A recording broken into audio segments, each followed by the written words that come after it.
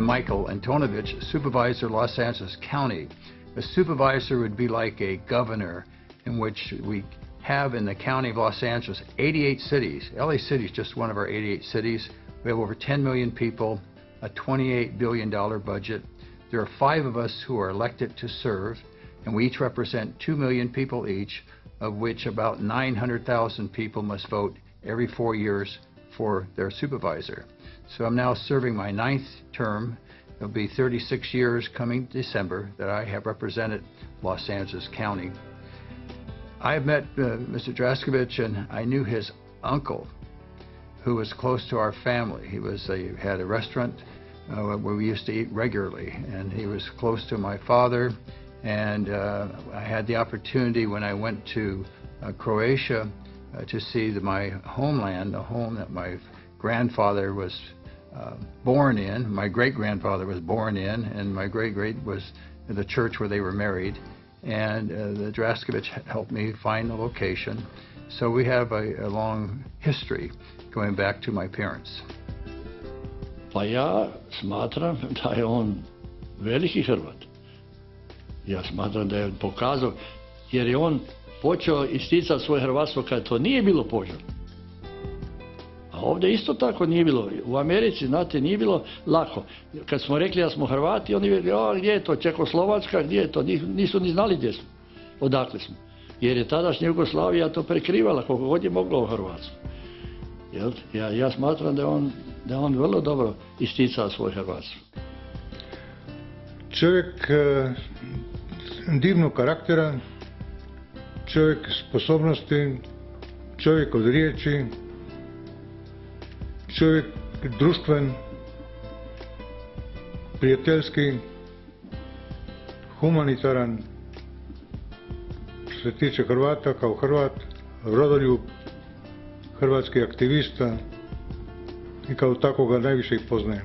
Gospodin Drašković je bio vrlo aktivan, dan danas je vrlo aktivan u tim društvima, bio je predsjednik Hrvatske narodne udruge kroz 4 godine, ako se ne varam.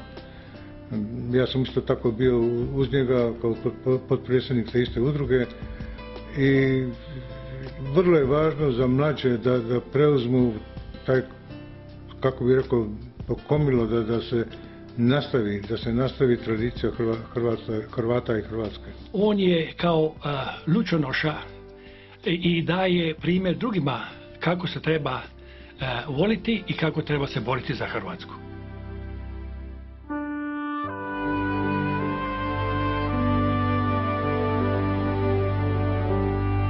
Na zapadnim hridinama grla Boke Kotorske započinje se duga dijagonala hrvatske obale sa zaleđem u tijesku Zabrđa i nenadanosti prostranih polja. Konavle, bor i čempres iz kamena, otporna zahvalna loza, izvori u šumovitim pristrancima, ilirska prošlost u toponimima, srednji vijek u teškim stečcima, zvonici na preslicu iz dugoga gospodstva Dubrovačke republike. Plemići i pjesnici dubrovački tu su ljetovali, a pavice i omakale stizale odatle u grad da budu godišnjice koje umiju gosparu bradu oskupsti. I mnoge su gospoje petrarkističke stvarane po modelima konavovskih ljepotica.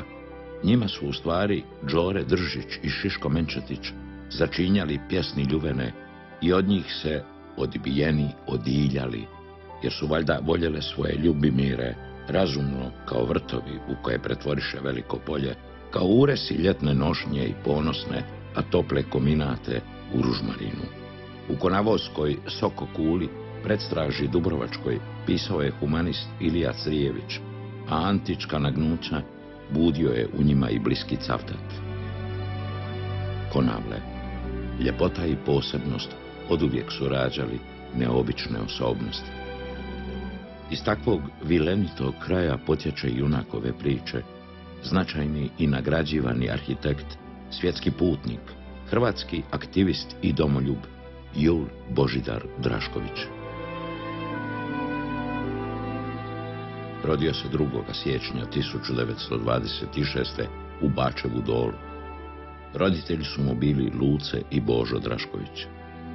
Osnovnu školu završio je na Grudi, Gimnaziju je započeo kao sjemeništarac u Dubrovniku. U Bačev Dolu je stara kuća gdje sam se ja rodio, u kojom sam ja proveo djetinjstvo. Moj otac bio je bistar, iako ne osim osnovne škole školovan čovjek, bio je poljoprivrednik, bavio se trgovinom tu i tamo, ali je u onim prilikama i u onoj sredini bio ugledan čovjek. I zato je u stvari i dospio na Liparsko otoče. Jeli? A moja majka je, a beba je dobra, majka brinula se o meni. In 1941, Italians invaded my native Konavle and they arrested few prominent citizens, among them my father, and sent him to Italian island of Lipari to concentration camp. I was left as a kid to take care of providing for the family, and that were really tough times. Ja sam počeo gimnaziju u Dubrovniku, ali kad je došlo 1941. do okupacije, onda sam trebao preći u Herceg Novi i išao sam u Herceg Novi u gimnaziju do 1944. Ja sam vam čak u prvim razredima gimnazije išao u Sjemeništu u Dubrovniku, jer je moj rođak koji je kasnije strijeljan bio tamo u 8. razredu, Jelinović se zvao. Gimnaziju nastavlja u Herceg Novom, gdje se sve učilo na talijanskom jeziku. Zbog uništenja željezničke pruge, svakodnevno na biciklu, po cesti bez asfalta, mora prevaliti 20 km. Istočni dio Konavala, zapravo 2/3 koje od Popovića dalje na istok, su potpale pod Italiju i ja nisam imao drugog izlaza, to je bila škola tamo, učio sam sve na talijanskome, od povijesti do zemljopisa i tako dalje, i govorim dobro italijanski, to mi je koristilo kad sam došao u Ameriku. Herceg Novi je u stvari proizveo i Leopolda Mandića, sveca. Tako da nije Herceg Novi bio u doba Italije tako grozan, zato što su se oni koji bi se umekšali, tako da nije bio problem. Ja sam u stvari išao vlakom od Grude do Herceg Novoga, dokle nijesu špitfajeri nas mitraljirali. To je bilo strašno. Samo vidiš na plafonu oni dum meci eksplodira, ali ostao sam živ. I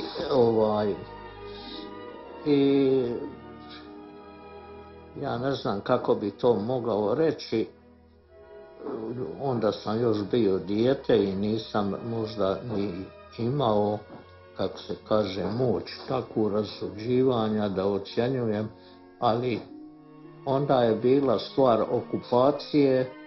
Italijani su bili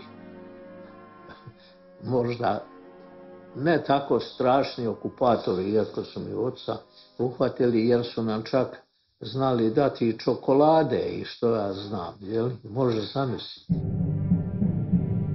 Velike traume Drašković vuče iz tih dana kada su komunisti preuzeli vlast.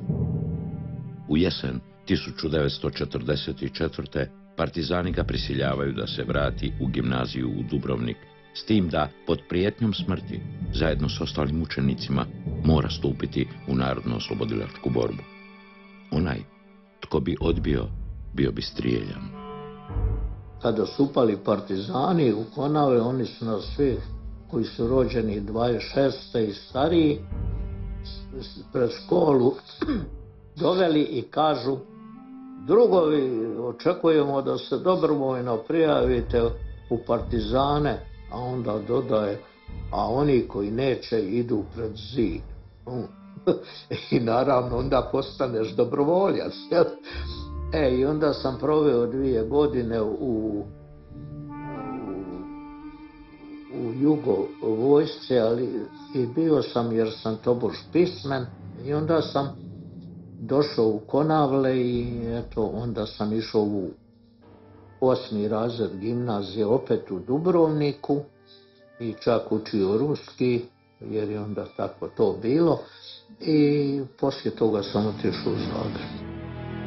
Nakon gimnazije u Zagrebu upisuje tehnički fakultet i arhitekturu, te postiže zvanje arhitekta. Tijekom školovanja Jadran Film ga, zajedno s još 30-oricom, između 1000 studenata, odabire za studij glume. Po čemu pamtim Zagreb, koliko sam cura dobio. Bilo je sve okej, jeli, nisam, onda je naravno bio već narodna vlast, samo Zagreb je dosta kozmopolitski grad i osobito sam dobio, eto, slučajno oni su išli na fakultete i izabrali, jer sam ja takav, ali zgodne mladiće i cure, da bi išli u Jadran Film. I tako sam dobio čak njihovu stipendiju, zamislim. Navodno je oko 1000 intervjuirano, a naš su izabrali 35 svega. Toliko je bio Jadran Filma studio i nama su dali onda jako dobru stipendiju, baš ko što vi filmadžije čarđite. Dobivao sam 2000 dinara mjesečno i to je trajalo 2 godine dok se to nije zatvorilo, a ja sam za to vrijeme još uvijek studirao arhitekturu i to mi je bio dobar suport, jer sam dobio još i neku drugu stipendiju, ne znam, od škole, a to je bilo 4000 dinara, a kada sam počeo raditi za biro Ilić, dobio sam 3200. Prema tome nije se isplatilo raditi u Jugi, jel da? Zbog traumatičnih iskustava s komunistima želi što prije pobjeći u slobodni svijet.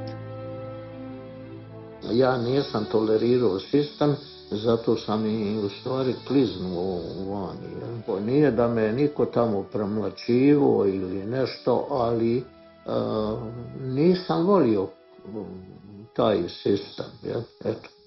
Njemice vole nas, mladiće sa juga. Inače radio sam u arhitektonskom birovu, zvao se Drameker. Cijelo to vrijeme obišao sam Europu jer mi je u krvi da vidim svijet po onom talijanskom veder mondo poi morir. I onda sam uspio, ne znam koliko vam to dolazi, uspio sam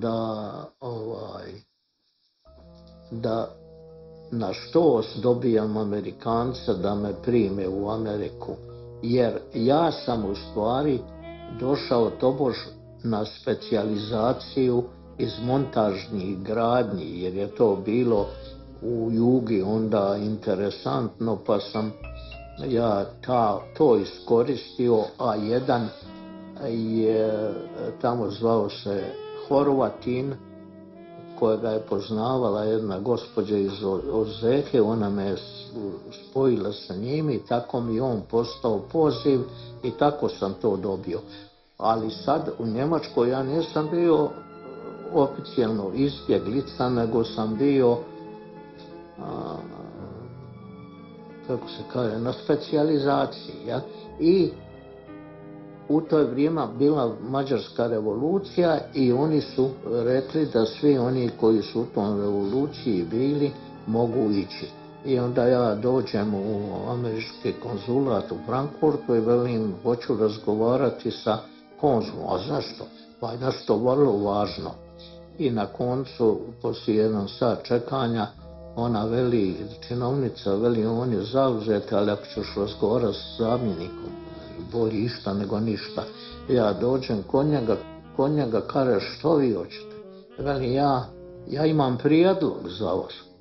Gleda, kakav prijedlog? Pa ja velim, pogledajte me, ja sam mlad, zdrav, intelektualac, je li Americi to bolje da ja dođem u Ameriku nego neka stara mađarska baba, jel? I njemu se to svidilo, Amerikanci su takovi i on me odmah počne, kako bi to Mesić rekao, procesuirati. I onda što se događa, ja sad trebam pasaport, jer ne mogu ići u jugo pasaport, jel? A neki je tamo bio zaguljeni policajac, Njemac, oni su u tom pogledu onako sve, jel? I ja dođem kod njega sa istim štosom, on izbaci van. Šta ću sad? Jer ne mogu za ludu što će mi Amerikani traže friendem pass. Međutim, imao sam curu, neku koja je bila asistentica jednome doktoru, koji je bio doktor ministra unutrašnjih poslova za Hessen. I kroz nju i njega dobijem priliku da idem u Hessen, da tamo s njim razgovara. On isto odmjereni Njemac, kaže, dobro, javit ćemo se, ja mislim. Međutim, ovaj mi šalje sa policije u Frankfurtu nekoliko dana kasnije pismo u kojem kaže dođite u nas ured. I ja kad sam došao tamo, on mi hlapa petama, a koji je sad koliko razlika. Onda me izbacio sad ovako, vidite kako su oni Njemci, vrhovna vlast je tamo, diktatura, jel? I on me pita, a šta to treba napraviti? Ja velim da selbes zuvor, što znači isto što i prije, jel? I on me isto procesuira i ja dobijem američku vizu na 21. prosinca, a program je izlazio 31. prosinca. Stiže u Kaliforniju. Odmah je prepoznat kao talentiran mladi čovjek, te dobiva posao. I dođem u Ameriku i od tada se ovdje, bio sam oduševljen Amerikom, zemlja očevidno pobjednica u Drugom svjetskom ratu, ekonomski jaka, zamislite sve to. Amerika je bila onda ekonomski puno jača nego što je danas i ljudi su bili odmjereniji. He came to this country with practically nothing in his pockets, no money, no connections, no family, then maybe one distant relative. But out of that he created his own little empire, and I find that really impressive. He traveled to nearly every corner of the world. He's seen more than one person could see in a lifetime. He's been very passionate about architecture, and he followed his passion. And as a result, he has this, left this mark of his on Los Angeles. I love it. I can drive around and see buildings he designed, and I always know there's a piece of my dad there. Želeći stalno napredovati, Jul Drašković putuje i oko svijeta. Kao arhitekt sam smatrao da je najbolje da vidim sve te građevine, dostignuća i to. I inače me avanturizam taj još natjerao i ja sam vam proveo 3 godine putujući oko svijeta. Ali to je samo dio toga. Ja sam još putovao, na primjer, kroz Južnu Ameriku, oko Južne Amerike, do Alaske. Bio sam u San Petersburgu, to je, prvo u Leningradu, pa onda sa kopna, pa onda sa mora u San Petersburgu. Zapravo moja impresija bila ok, sve je bilo onda još jeftinije, evo oni su, čim dođete u hotel, dadu vam cipelice, ovo ono.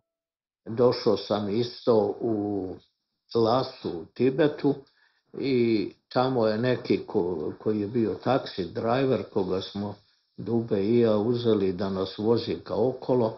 On je bio veliki protivnik Kine i stalno je harangirao u tom pogledu, znači bilo je to. Međutim, Kina se je drastično promijenila od ko sam ja bio tamo. Ja. Ali svakako, kakva je bila kad sam ja na njenim dolazio u Hong Kong i u Tajpej, onda je bila maoistička, a ovo je već bila umekšana. Nakon života u neslobodi komunizma, želio je proširiti svoje vidike, upiti sve ono što je svijet nudio mladom čovjeku, željnom znanja. Kad sam bio u Južnoj Americi, onda se gradio grad Brazilija, pa je to mene ko arhitekta interesiralo, pa i zapravo Argentina nije loša bila, bar po izgledu Buenos Airesa, ekonomski to je druga stvar, A sada da idem na, svakako Japan je bio interesantan. Po završetku putovanja oko svijeta polaže ispit i 1970. dobiva dozvolu ovlaštenog arhitekta. Od 1976. postaje samostalni arhitekt. Kad sam prije radio to, morao sam biti discipliniran da dođem u 8 ujutro na posao i stojim do 5 popodne. A kad sam postao samostalni arhitekt, ja sam mogao raditi kad sam htio, ići gdje sam htio, doći u 4 ujutro kući i spavati do 10-12 sati, sve to prema tome. I ne samo to, nego ipak je važna neka samostalnost. Iza Jul Božidara Draškovića bogata i plodna karijera. Između ostalog, dobiva 4 prestižne nagrade, uključujući Golden Nugget Award 1978. što je usporedivo s Oskarom za arhitekturu. Nugget, znate što to je? Zlatna poluga, to je simbolički, naravno. Dobio sam za jednu zgradu koju sam ja inspiriran bio sa Meksikom u stvari. Znate, Meksiko je gradio piramide sa zarubljenim vrhom.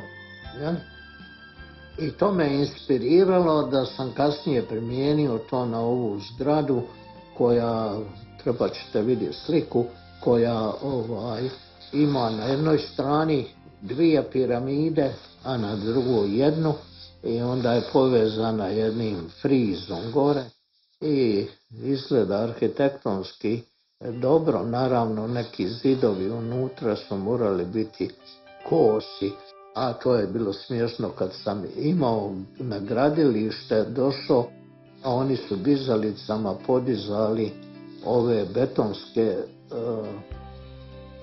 betonske zidove, a u njima su bili ugrađeni otvori za prozore, pa su oni napravljeni tako da stoje vertikalno. Onda je to na zemlji izgledalo, pa su oni čuli, pa šta je ovo? Pa čekaj, dok podigneš pa ćeš vidjeti, jer su oni mislili da je neko nešto krivo napravio. Od senatora Georgea Murphyja za projekt poštanske zgrade Studio City dobiva nagradu, a nakon toga i za zgradu autoagencije u Long Beachu. To je za post office, u stvari to nije daleko odavle, u Studio City. I dobio sam još nagradu od Long Beacha za takozvane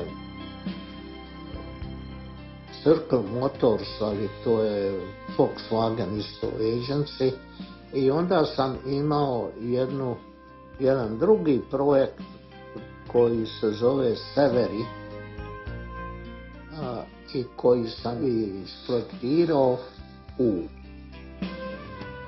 kako se kaže, rudimentalnom, arhaičkom, meksičkom materijalu. Tamo sam stavio drvo koje nije bilo kako se to kaže, isplanjano, nego je bilo onako rough stone i to.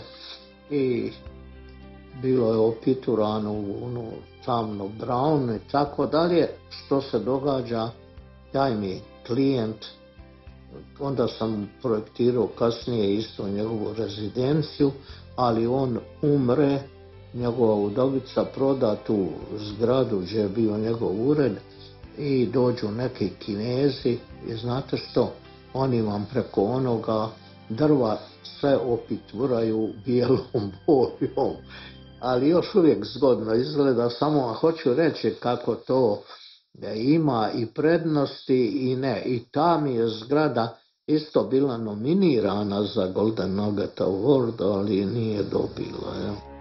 S 42 godine ženi se. Ima 2 kćerke. Jadranku, koja je profesorica, i Marinu, koja radi kao urednica u Walt Disney kompaniji. Ja sam oboje djece školovao na Loyola katoličkom univerzitetu. Jedna je profesorica, ona je to izabrala tako jer da ima dovoljno ljetovanja, ima 2 djece, 2 sina, maloga Luku i Saša je već 14 godina, a druga je Marina. Ona radi u stvari za Disneya, ona vam je tamo neki urednik novina, ovo, ono. He's an interesting guy. My dad was the kind of person who instilled from us early on the value of living life to the fullest, obviously taking care of finances. He's very, very business-minded, and it was a great childhood because we were taught how to live this life as adults. So he's an interesting person. He's really dynamic. He's at 90 now, living like he was 20, 30 years ago. I would say that he is like some fruit with a hard shell, you know? Sometimes he is kind of rough exterior, but once you get to know him, he's soft inside. He has a good heart.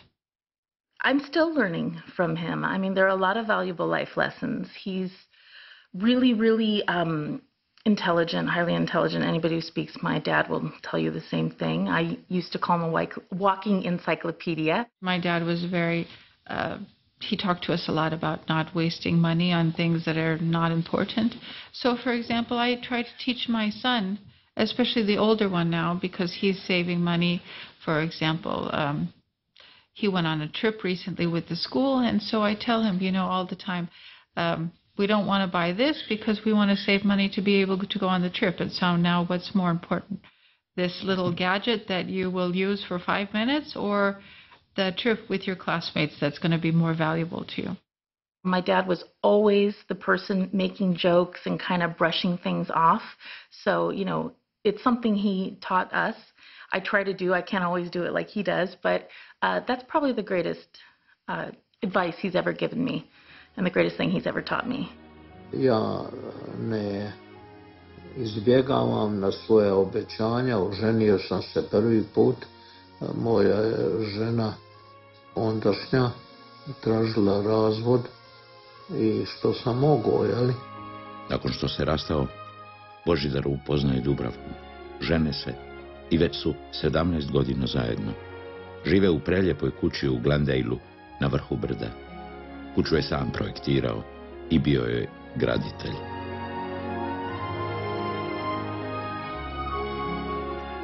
Sada sam sa Dubom dugi niz godina.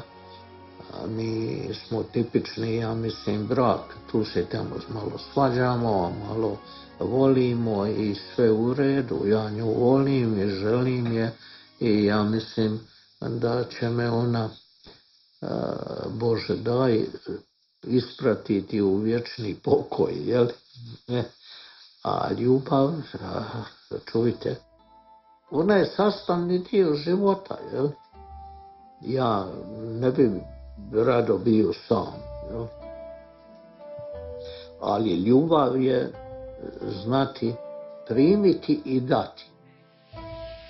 All right, oh, there's Dube and Dad sharing a romantic moment. She's making up for cussing at me. Oh, quiet. Oh, my goodness. Some things never change.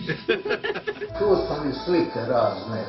Evo, jer vidite u Veneciji jedne Dube i ja smo na ovom kako se zove, u kanalu Grande. I evo ovdje slike cijele familije kad sam bio mali dečkec. Marina i ja, ali većina je slika ovo, da vidimo. Sveti Vlaho, Dubrovački, čekaj. Dubrovački Sveti Vlaho. U gondoli uživamo na kanalu Grande. Da. Za vrijeme jednog putovanja, u stvari to je bilo putovanje iz Dubrovnika do Venecije, kruzim i nazad. Jako lijepo putovanje.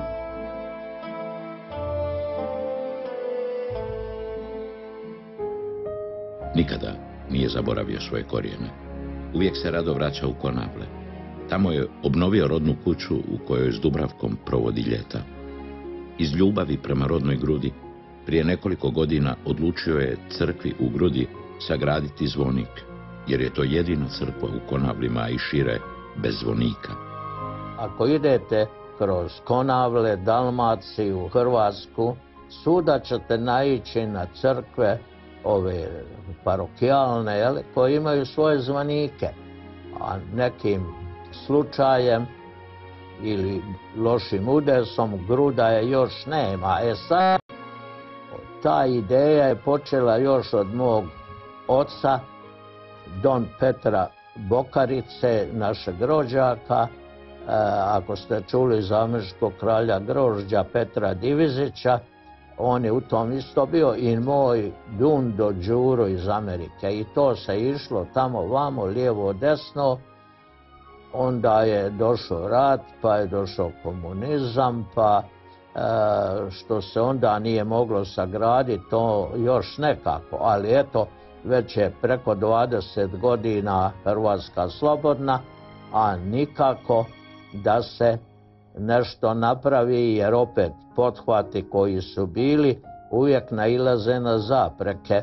I ko sam u istom novini u kojom ima moj napis vidio neki Cvjetković kaže da je Hrvatska apsurdistan, i to mi nekako zvuči ispravno, jer stvarno je ovdje sve apsurdno.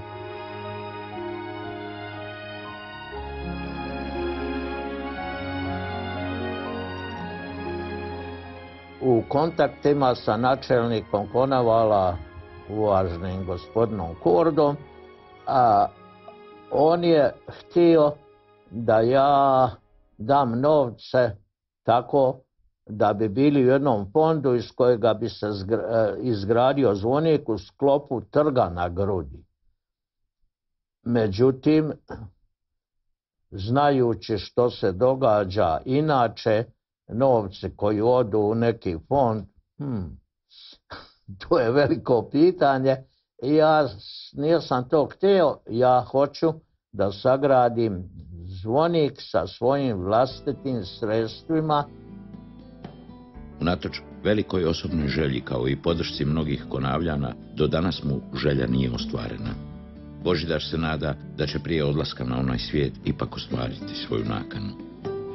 Tamo sam se rodio, tamo sam sagradio grob u koji odlazim, jer to je samo pitanje sada vremena, uzevši obzir da mi je danas 90 godina, 3 mjeseca i 24 dana. Ratovi su pogodili njegovu obitelj. Nekoliko članova obitelji stradalo je u Drugom svjetskom ratu. Božidarov jedini brat poginuo je 1991. u najezdi srbo-crnogorskih hordi na Konavle. During Croatia's War of Independence, Yule's native Konavle was invaded by the Serbo-Montenegrin hordes.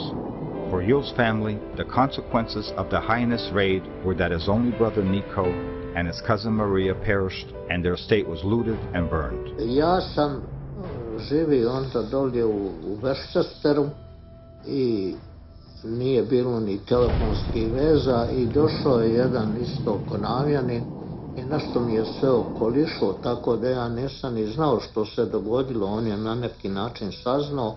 Oni su bježali iz Grude i tamo je bio sudar automobilskih baš. Ja ne znam, jeste vi nekad bili u Konama, jeste vidjeli gdje je taj spomenik, ja? I onda je tamo on poginuo, a poginula je isto i moja rođaka Marija.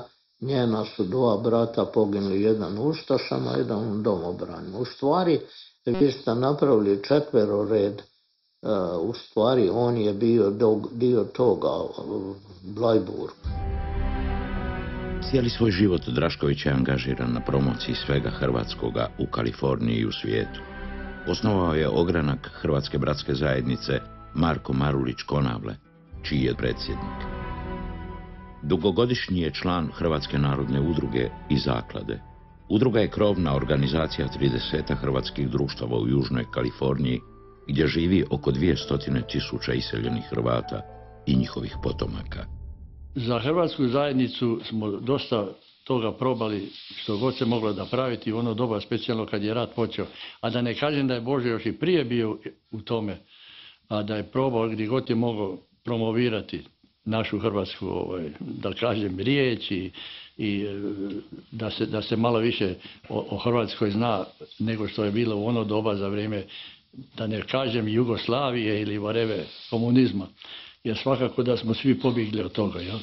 A on je bio dosta u to involved. Mnogi su ljudi došli tu i bili djeca nepismeni i to, i nisu znali, na primjer, ko je došlo za vrijeme Austrija, a mi smo Slaveni, i postali su Jugoslaveni, i u San Pedru je bio Jugoslav klub, i ja sam se baš kao predsjednik udruge toliko borio da ih dovedem u našu udrugu, jer sam smatrao to će ih popraviti, i jest. Ali je interesantno da sam imao protivnike i od nas Hrvata i naravno njihove strane. Jel? I sada taj Dalmatian Club je, naime ne zove se naravno više Jugoslav, nego Dalmatian Club, još egzistira tamo. We learned obviously to speak Croatian, but I don't speak well enough to tell you everything. Now I can get by, but we learned a lot. He's been so involved in the community here, the Croatian community in Los Angeles, ever since he came over from Croatia so many years ago. He never lost that connection. He never let that go. So we grew up going there regularly. Going to the local church here, St. Anthony's, on a regular basis for all the different events, Sveti Vlaho, all those kinds of things. And so we learned a lot about Croatia, a lot about Dubrovnik. I mean, my dad's still very interested in what's happening in Dubrovnik and, you know, taking care of things like the traffic situation. Whenever he goes there, he never goes on vacation. He just goes and gives interviews and writes stories and gives local people advice on how to really fix the city, some issues that there are with, traffic and that sort of thing. Što se priča, evo, baš u Dubrovniku, kad će oni sagraditi tunel? A je li da je to, je li vi ste školovan, pametan čovjek i vi se morate složiti da je to rješenje. Zamislite graditi cestu neku preko onih terena i izgubiti. Trebaju im građevinski tereni, prema tome napravi sve podzemno. Ja?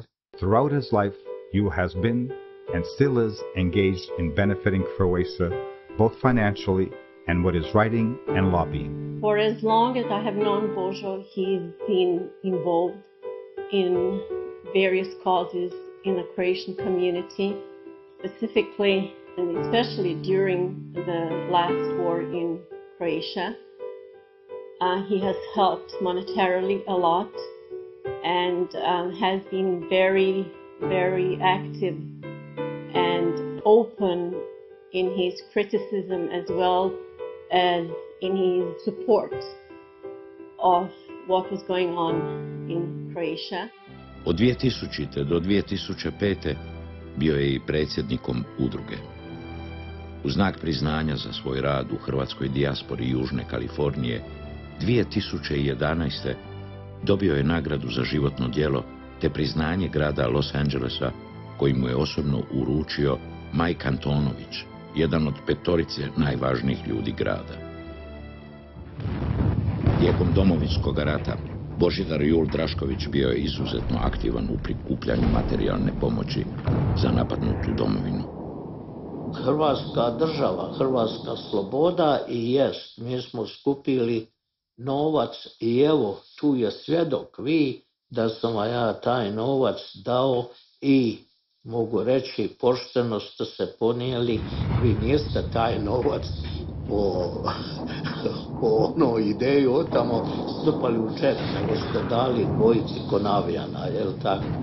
Prije nego sam postao predsjednik udruge, ja sam kao govorili velokventan, kako god hoćete čovjek, bio izabiran da idem od udruge na te sastanke. Većina u Washingtonu, bio sam 2 puta u New Yorku, 1 put u Chicagu. I što se događalo? Išli smo u kongres i borili smo se u sastancima sa raznim poslanicima da ih uvjerimo u potrebu da se prizna Hrvatska, jer je to najgori problem bio da je Amerika zatezala sa time. Da vam prvo kažem, ja mislim da je to onaj sindrom, a još od Wilsona, kada su oni slušali što im kaže Francuska i Engleska i prema tome Jugoslavija, to je nešto. A u stvari mi Hrvati znamo što je bila Jugoslavija i trebalo ih je uvjeriti da bi oni shvatili što je potrebno napraviti i mogu vam reći sada u ovom sastanku sa zamjenikom ministra vanjskih poslova imali smo sastanak 3 Hrvata, jedan je bio pokojni Feliks Duhović, valjda ste čuli za njega, i sada ja dođem tamo i ja ovom govorim on your place I would be ashamed, što znači na vašem mjestu ja bi bio posramljen. A Duhović gleda i to šta će sad biti i ja kažem evo zašto, jer on upitno čeka, kaže ja dolazim iz stare Dubrovačke republike koja je jedna od 2 zemlje koje su priznale Ameriku. I velim, danas je Amerika još ne prizna Hrvatsku, a imamo 103, 4, ne znam koliko je, onda sam rekao brojku koja je bila točna, zemlje svijeta koje su priznale Hrvatsku. Budući iz Konavala, koji su bili dio Dubrovačke republike, znam da je rekao, vidite, Dubrovačka republika priznala Sjedinjene države kao, čini mi se, 3. među prvima, a Sjedinjene Američke Države još nisu priznale Hrvatsku, mada je 100-tinjak drugih zemalja već priznalo. I ne znam da li je to bila koincidencija, ali nekoliko tjedana poslije toga Sjedinjene Države Američke su priznale Hrvatsku. Mi smo narod koji je pred 1000 godina već imao svoju državu, imamo dakle neke tradicije u tom pogledu, nažalost isto da smo vrlo uvijek bili spremni prihvatiti bilo mađarsku, austrougarsku vlast i to isto sam rekao jedan put, iako je recimo stupanje u Europsku uniju doneklo afirmacija o hrvatskom političkom identitetu, ja mislim da je s tim Jugoslavija otpala, jel tako? Ali, nažalost, Europska unija isto ne valja, jer je to novi vid ekonomskog kolonijalizma, jel? Drašković je oduvijek bio druželjubiv čovjek, okružen prijateljima. Stoga nije čudo da se na proslavama njegovoga rođendana okupljalo veliko društvo.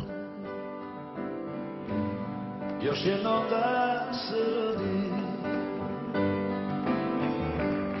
Neminovilo zvizdu će isto slijedi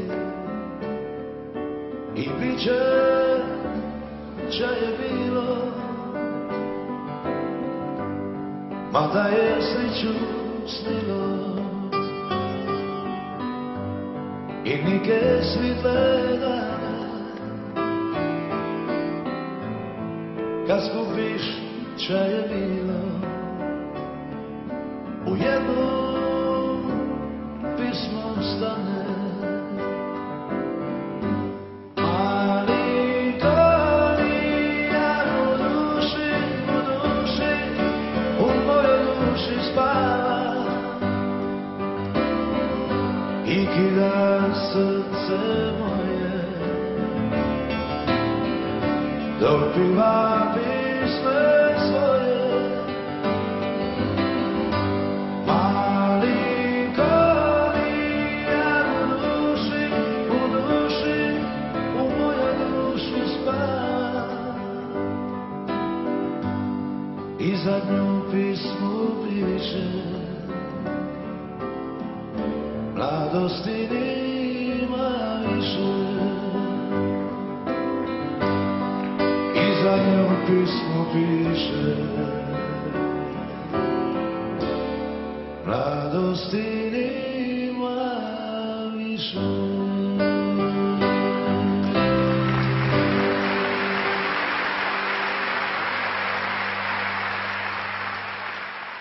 Imao sam svoj 80. rođendan, tamo su bili i Segarić i Dio Martić, pa smo se šalili koliko imamo skupa, 270 nešto godina. Ja sam bio dobar prijatelj sa njima i što je najvažnije,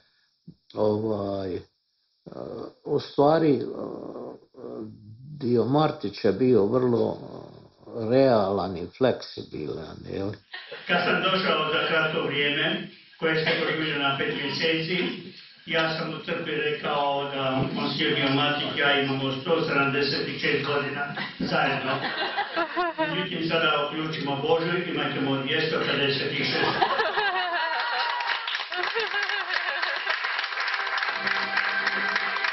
Vi podijelite onako kako najbolje znate. A važno mi je zato što je religija sastavni dio mog odgoja. Ja sam prvo, moja majka molila krunicu, imao sam 2 bake jer je i majčina majka, kako je ona ostala udovica, preselila kod nas i sve je to kralješ. A onda sam, slučajno je bilo, ja ne znam kako bi ja se složio s tim da sam ja, pa čak i papa, kamoli svećenik, ali sam dospio u sjemenište u Dubrovnik jer je moj otac smatrao da meni ko malom dječačiću je bolje da imam nekoga kome tamo pazi, moj rođak, svećenik, naime onda je bio kad sam bio u prvom, on u 8. razredu u sjemeništu, znate u Dubrovniku gdje je sjemenište bilo iza Gospe tamo.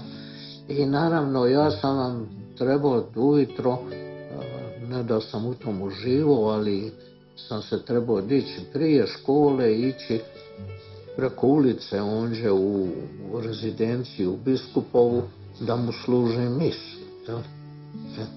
Tako da je sve bilo u redu, a inače sada moram priznati sve manje idem u crkvu, ne zato što ne bi ili što se ne osjećam religiozni, nego mi je sve postaje teško. Drašković ni danas ne miruje. Njegov arhitektonski biro u kući uvijek je pun novih projekata, jer od ovog renesansnog čovjeka uvijek je za očekivati nova, kreativna iznenađenja. I might say I could have done this better, not only I could, but I should. However, altogether, I feel I did okay.